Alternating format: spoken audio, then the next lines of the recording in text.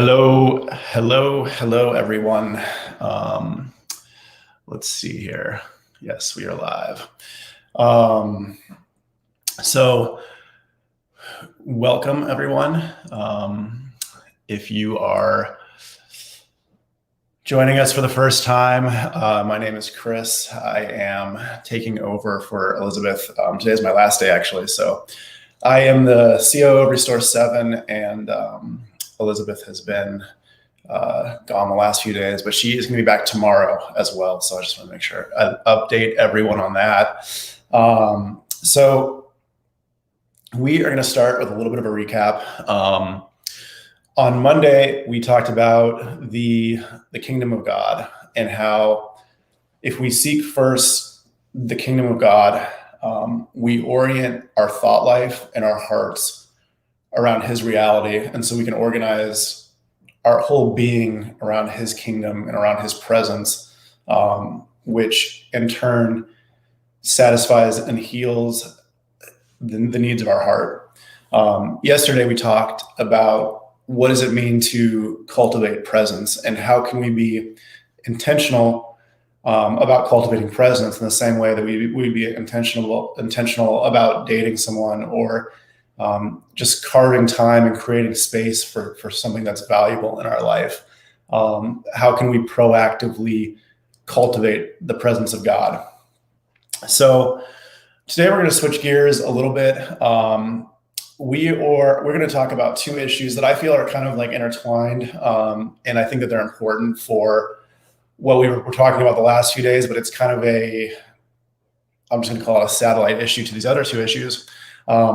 I'm going to be totally honest here in that these two things are probably the things that I feel like I need the most personal work on in my life.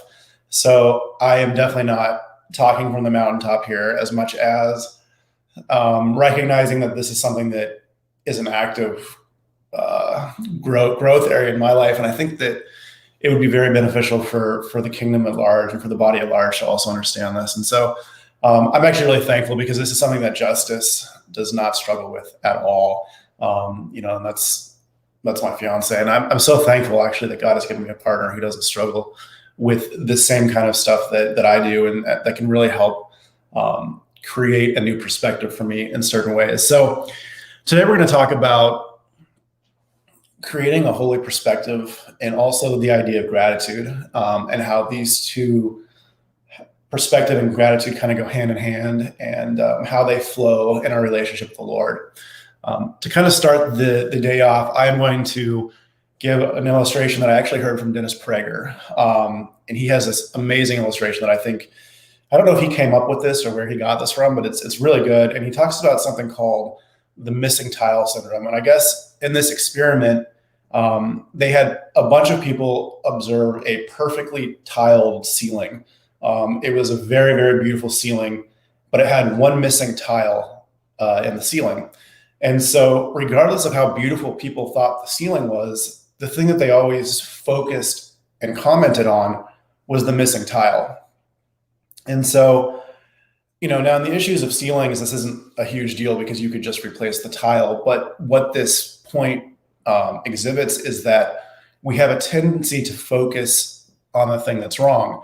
So when we're not talking about, a tile ceiling and we're talking about our lives, it can get a lot more complicated in how we perceive this stuff, and so our lives are very, very complicated. And I would argue that in life, we can always find something that's wrong. Like we can always find a reason to be dissatisfied. We can always find something that we wish was different. We can be discontent about just about anything, and we tend to, I think the nature of the heart is to get almost myopically focused on the thing that's wrong.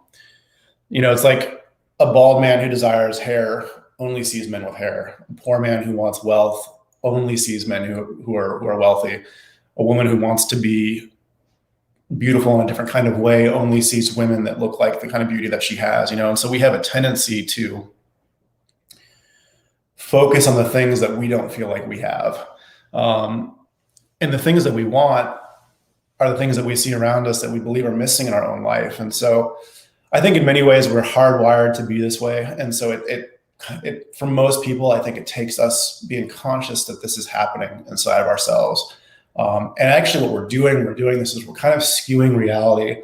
And we're going to talk about how in this place, we're not perceiving reality correctly when we get kind of tied up in a situation like this or a focus like this. And even worse, we tend to find what we look for, if that makes sense. So whether it's good or bad, what we look for, we will find. It's even, what Jesus says, if you seek me, you will find me. If you knock, I will answer. And so we have a lot of power within ourselves to create our own realities. And there's a lot of good in that if we harness this in a positive way, because we can find good in anything, and we can find good in any situation. There's a famous novel called Man's Search for Meaning that was written by Viktor Frankl, I think was his name. And he was a psychologist, a Jewish psychologist that survived through the Holocaust. And so he wrote a book called Man's Search for Meaning. It's a really short book. It's really amazing. But one of the main points of the book is that, he was able to kind of parse humans into one of two camps. Those that were completely beaten down by being in a Nazi concentration camp, and those that actually found freedom within themselves and a positive perspective, even in spite of the circumstance. And so it created for him a very clear understanding that perspective is not a matter of circumstance. And it was those who found meaning and found purpose and found perspective in this situation that were actually able to rise above it. And he said that those were actually most of the people that were able to live through the Holocaust as well. And so, our perspective on things has a way of really also like limiting God in our lives. I think God will frequently limit his activity in our lives to what we allow him. And so his interactions are limited by our faith and by our perspective, not because he's limited, but because he chooses to limit himself based on our faith and based on our perspective. And I think that very frequently we are very poor analyzers of reality. I think in the natural we all are. We have to have a spiritual perspective, a holy perspective to see things a certain way. As Jeremiah says, he says, the heart is deceitful above all things. And so even in the best case scenario, I think that we have a tendency to focus and to highlight on the negative, to highlight on the thing that's missing, to highlight on the thing that we wish we had, whether it's in our marriages, whether it's in our relationships, our finances. There is a myriad of issues that we can choose from that we can constantly be dwelling on. I wish that this was different. I wish that this was different. And some of those things that can be really positive because we do have a lot of power to promote change in our life. But there are some things that we don't, and so we have to learn how to have a holy perspective in these situations, and I think when we look at the word, I think a key to overcoming our perspective issues is gratitude. And it sounds trite in a sense, but I really think it's a huge key because it sounds simple, but when we look at what is right rather than what's wrong, if we focus on these things, if we look at the word gratitude in Hebrew, it actually means to recognize the good, which means that if you're not recognizing the good, you could be recognizing the bad. We have power over what we choose to recognize in our life. And so, the word gratitude is actually a proactive stance in our minds. It is a going after, a recognizing the good, a focusing, a highlighting on a different reality. And gratitude, it kind of affirms the rest of life in the sense that as we start to be thankful for one thing, that has a way of multiplying into everything else in our lives. If we focus on one thing, if we become thankful for one thing, and then we recognize another thing, it becomes a default, almost heart posture where we are more in a place of recognizing the good, focusing on what we do have, being thankful for these things. And this actually kind of changes our heart, and it has a way of healing our heart in many ways as well. There is I guess what I'm trying to say is that there's a multiplication process in our heart that happens as we become thankful for things, and as we become as we have gratitude for things, and as we change our focus on our reality. Whenever we have negativity or cynicism in our heart, we need to become really self-aware of these things and start challenging these ideas and these heart postures in ourselves. And many of us have very legitimate reasons for them. I'm not going to say that we don't experience a lot of things in this life that give us a reason to feel cynical, that give us a reason to feel hurt, pain. All of these things are extremely legitimate experiences and feelings that we have.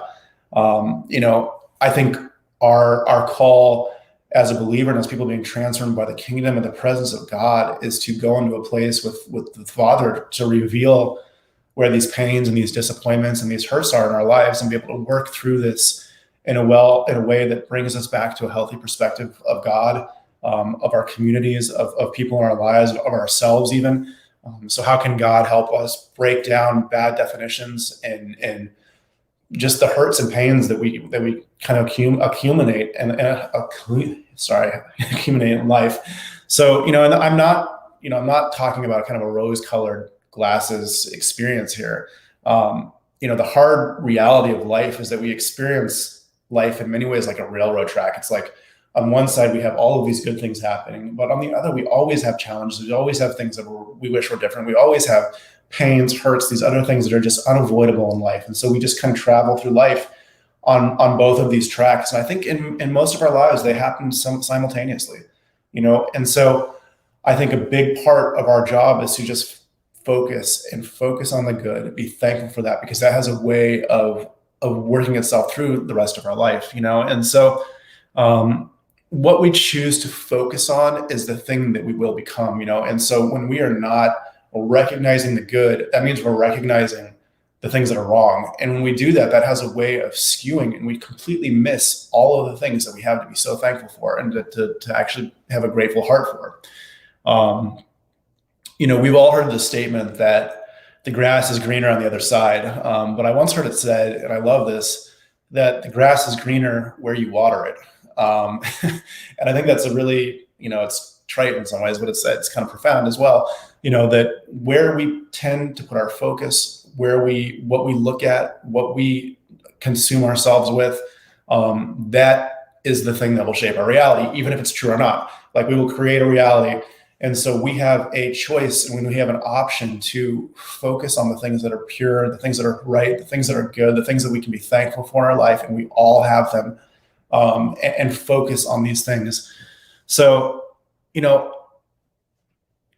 I think that even and especially in the midst of difficult circumstances, gratitude has a way of uplifting the soul. Even as believers, we have, like Paul says, for the joy set before him, Jesus endured the cross, and so we have so much to be thankful for just in the spiritual aspect of our life. If we were to just cut ourselves off from all of the natural reality, as sons and daughters of the King, we have in a lifetime to be thankful for what we have. And so we really give glory to the King when we have gratitude in our heart. He's given us the gift of salvation. He's given us the gift of his presence, of the kingdom that we can latch onto and experience now. We have so much that exists in our daily life that we can be thankful for. And so I really feel like God is worthy of our gratitude, and expressing our gratitude to God is to our benefit as well. It is for our good as well as his glory. I'm going to say that again. Gratitude is for our good as well as for his glory. Even in the moments when gratitude doesn't come naturally, it is still accomplishing a dual purpose in our hearts. It's the rightful offering to our King, but it also starts to change our perspective, which heals us as people. It heals us for ourselves. It heals us for our companions in life. It heals us for our family. It heals us for our community. So as we experience a grateful heart, this has a way of changing and of healing our heart, and we become, it does a lot of things. I would say that gratitude is a way in many ways by which our heart is righted. The actual act of thanksgiving creates a baseline for a positive outlook. It instills hopefulness in ourselves and other people, and it renders humility. It's hard to be prideful when you're thankful. It's really hard to be resentful when you're thankful. It's hard to be hurting when you're thankful. Just try it. Just be thankful and express that to people, and it changes your heart. It's almost like it's a natural immunity to the heart to some degree. And so, I'm going to just talk about a few ways that we can show gratitude. I think one of the main things is through our perspective. We internalize a lot of really negative thoughts. And in this internalizing process, we create a pathway of thinking. There's so much study being done right now on neurological pathways and how, these thoughts create almost like super highways in our mind as we have a thought over and over and over again. And so in many ways, we are the creator of our own realities. So, we could choose to run another thought through the mind. And I really actually encourage people to do this, as we think negative or cynical or just anything that's not a fruit of the spirit thought, these create these freeways. And so we need to stop this way of thinking. And we need to actually, an experiment that I think is really good is to write down truth statements about whatever it is, the lie or the pain or the disappointment or the hurt is. They say it takes 28 days to create a new thinking pattern in your mind. So, there's some really good books out there. Dr. Carolyn Leaf is a kind of a forerunner in this way of this epigenetics. And she just does some incredible stuff with the mind, but she has a whole book on this. But, one of the net outcomes out of this is that, we really can change the way that we think by taking a positive thought that is a antidote to a lie or to some kind of cynicism or pain or hurt that we have. And we can just focus on this and we can run this thought through our mind. And this actually creates new neurological pathways, which actually changes the way that we think. And it only takes 28 days to create a new habit. So you have the power. You totally have the power. You could change the way you think. That's amazing. And I think that there is a game or a godly challenge in being aware of this thinking in ourselves. In Proverbs, it talks about how holiness is like a game to the righteous, and so there's a way that we can create new perspectives. And I'm not going to even call them new truths. I think they're truths that have been there all along, but we are now just discovering them in our hearts. Like we are now allowing our perspective to be open to see these realities. I think another way that we can cultivate gratitude in our life is just how we communicate to one another. We speak words of death more than life frequently, about ourselves, about our situation. Oh, this is never going to change. This has been this way for so long. I wish this. We're constantly kind of communicating things that are they're just not true. They're just not true. And when we speak this, we have a way of kind of creating this reality with our words and with our mind and with our perspective. So, I think how we communicate is such a big part of our life. I think another thing that we can do is just through praise. It's really hard to not be thankful when we're in a spirit of praise. We talked about praise a little bit yesterday, how praise is this kind of like full body, mind-body connection where you can't just be in your head or you can't just be all like emotion. Like it's just this connection that brings you fully together where you can engage and you can praise. And it's really hard to be out of gratitude when we praise. So I think another thing is just through prayer. This whole month is on God as communicator, but just being in constant communication with God, I think is such a big thing, and if we are struggling with something, then start getting into a process where we ask the Lord to reveal to us what those things are, and how do we get healing from that? How do we rise above this? Are we in a hard situation? Do I wish something was different about my marriage? Do I wish that I was in a different job? Do I wish I was in a different location? Do I wish this person was not sick in my life. I mean, these are all legitimate things, and we can't always change that. We can't always change something, or sometimes the process of change takes longer than we would hope for.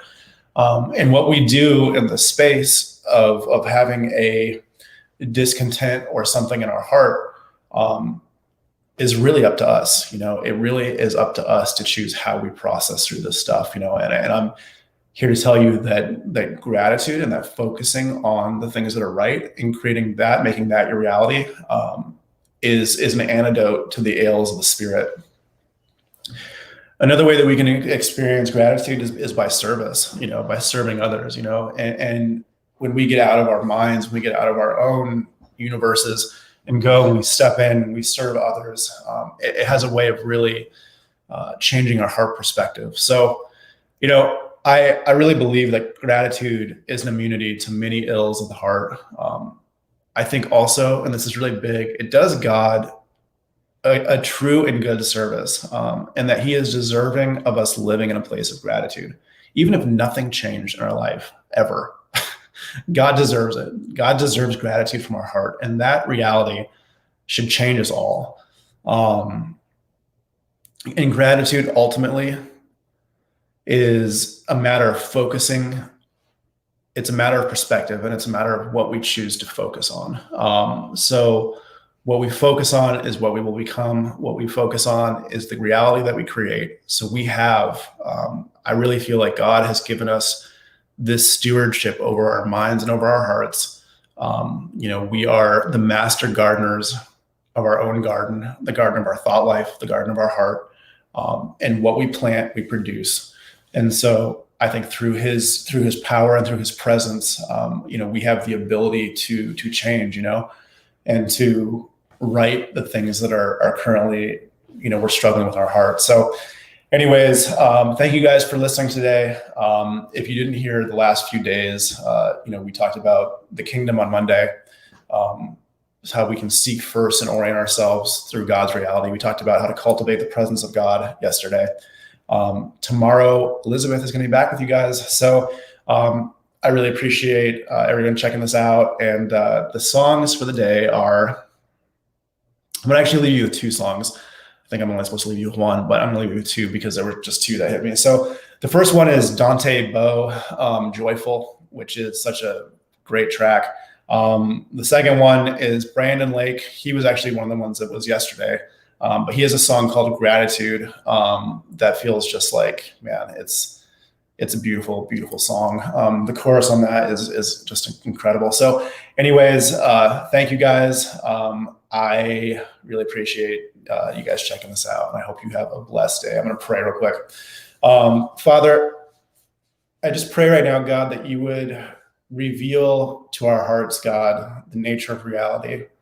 The nature of reality is that we have so much to be thankful for, and we have so much to be grateful for, just in what you offer us and what you've done to us, that even if we got nothing else, God, that should be enough, God. And so I pray that you would reveal to our hearts how to walk in that place of freedom, Father, for those of us that are in pain, that have been through hurts, God, trauma, all the things that create these hardenings of the heart, are these things that we have to harden, we feel like, to get through these difficult circumstances. God, I pray that you would just bring healing on the hearts of people that have been through these experiences, God. I pray that you would teach us to turn our focus on the things that give life. God, that you would reveal to us ways that we can do this, that you would show us how to create the disciplines, that you would give us the presence and the peace of mind, God, to do this, Father. And so we turn this area of our hearts over to you, God. We thank you that you are